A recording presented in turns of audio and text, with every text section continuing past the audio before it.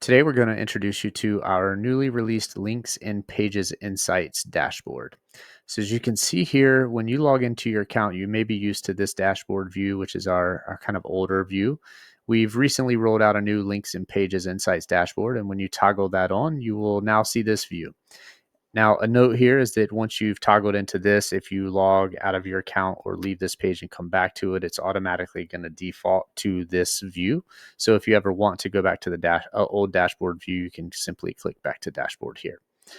Now, another thing to note is that the default is going to land on a 1-day view. So in this example, uh, it'll be the 17th and 18th. So yesterday to today, basically last 24-hour period. Anybody should be able to, even if the free accounts see this, but for our power users, so for the folks upgraded to a power account, you actually have the ability to customize your date range or look at a 7, 14, or 30-day view here. So if we update this, you'll see now you start to see the data populate. Now we're using example links that we've pre-populated the data on all these different pages to show you this demo, but as you can see, when we change the date range, all of the data that's tied to these pages starts to shift according to your date range as well. Now, as we scroll down, a couple of things to note, you're going to see recently created pages and links.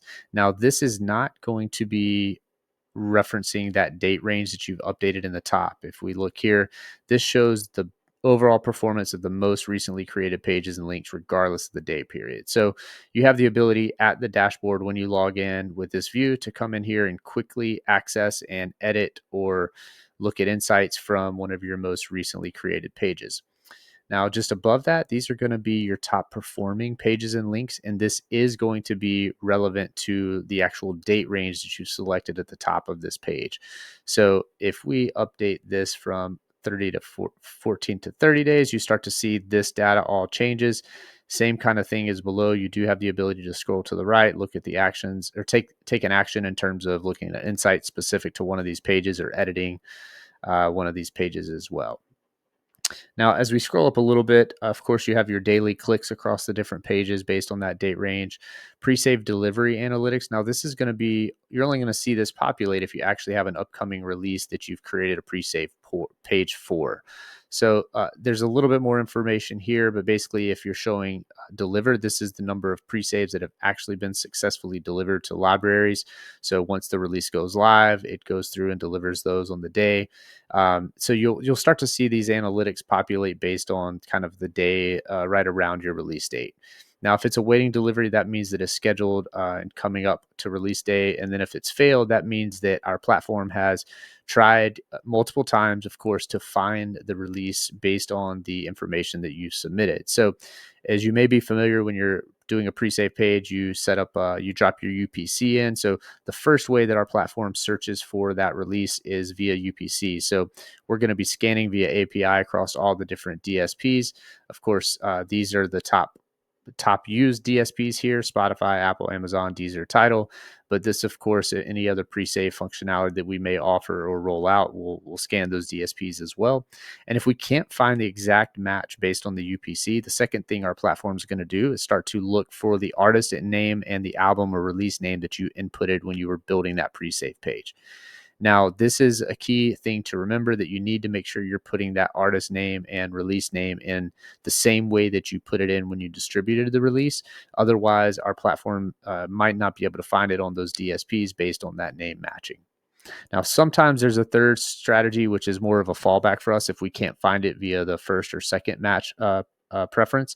And that would be to utilize some of the data that we're finding from the DSPs, maybe that had the successful delivery, to then try to connect the dots via the DSP that we're still trying to search through, and then we will populate it. But hopefully you won't have any of those issues. But if you have any questions about the pre-save delivery analytics, please don't hesitate to reach out and let us know. Now, as we scroll a little bit up here, you see obviously the different data points across these different DSPs. You have the ability to download emails that are captured through each DSP's kind of pre-save flow. So a thing to note, this is, again, if you have 6 or 7 different pre-save pages that you've created in your account in the last, I don't know, 2 months, and you're looking at a 60-day view, you might have emails that have been collected across the, 4 of those 6 different pages. So if they're from Spotify, you would be pulling downloads from all of those pages that have any actual successful emails collected, as opposed to when we look at the marketing under marketing and managed music pages, or if you simply scroll down here and go into actions and insights, this data is going to be specific to the link or page that you've actually created. So again, you can download these emails here as well. But at the dashboard level, our goal here is to really give you the capabilities of accessing this data at a more quick view and being able to download it and really take action off of this as well. You may be familiar, actually, under audiences, we have the My Fans view. This is similar in the sense that you would be able to pull downloads from each DSP from pre-save flows at one fell swoop. So this is not going to be relevant to any date range. This is going to be across the full life cycle of the account, any emails that have been collected from those pre-save flows or phone numbers that have been collected, etc. Whereas the dashboard, this data up here, is only going to be relevant to whatever your date range is here.